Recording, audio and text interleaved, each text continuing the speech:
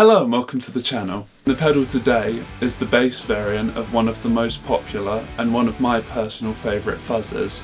I am of course talking about the Big Muff. So today we're checking out the bass Big Muff Pi. Now controls wise it's pretty much exactly what you'd expect from a Big Muff. You've got volume, which controls the volume of your fuzz. You've then got tone, which is a sweeping filter as you'd expect, and then sustain, which is the amount of distortion in your signal.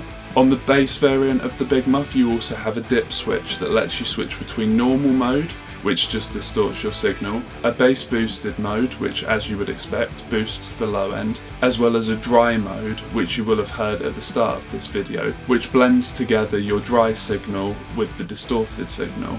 So as you'd expect, pretty straightforward and simple, so let's check out how it sounds. Today I'm playing my American standard jazz bass, with a maple fretboard obviously, then running through the Big Muff and into my interface, which is running the Neural DSP Dark Glass plugin. At the start of the video you heard my Ampeg Portaflex PF500, but annoyingly the fan on that amp is too loud for recording.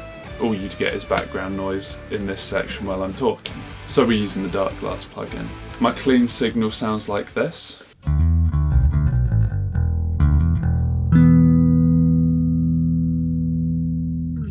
And then if I turn the Big Muff on, with everything at 12 o'clock, it sounds like this.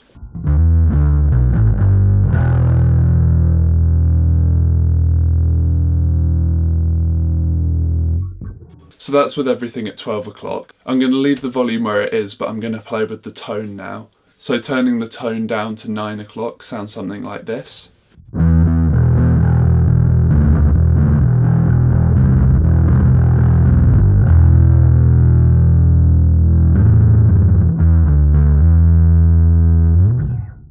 And if I turn the tone up to 3 o'clock, it sounds like this.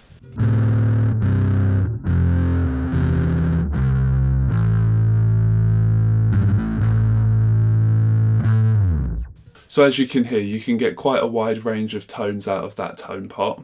I'm now going to put it into my preferred setting, which is around 1 o'clock, and then I'm going to play with the sustain a little bit. So with the sustain down at 9 o'clock, it sounds like this.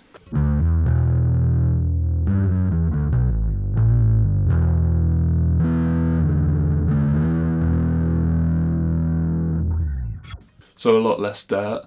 And then if I turn it up to 3 o'clock,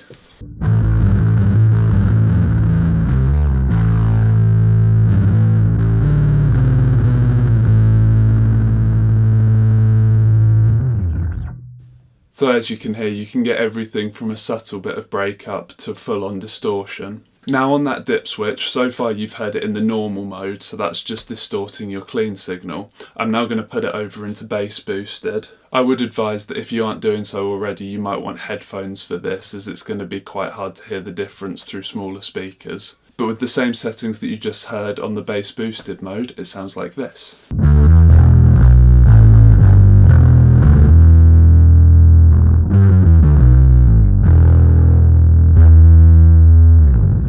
And finally, with the dip switch in dry mode, it sounds something like this.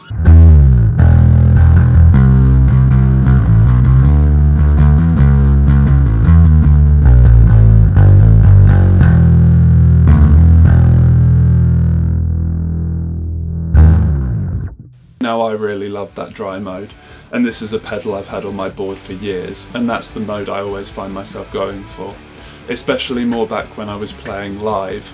To cut through and still give you a solid foundation whilst giving you a bit more grit and aggression, that dry mode is fantastic. I should also mention the one extra feature I didn't mention at the start of the video, and that is that the pedal has a secondary output, which is a dry output, which when it comes to recording is really helpful. Rather than recording using that dry mode, what I like to do is record it in the normal setting and then take a DI out from the dry output. That way it gives you more control and really lets you get the blend of clean and dirty signals right when you're mixing. But there you go, that's a quick look at the bass Big Muff Pi. Now, as I mentioned, this is a pedal that's been on my board for quite some time, so maybe I am a bit biased, but I love this thing. Especially that dry mode, just for adding in some more aggression or fattening up heavier sections, it's really good. It's been on my bass board for a good long time, and I imagine it will be for quite a while. But let me know your thoughts in the comments down below.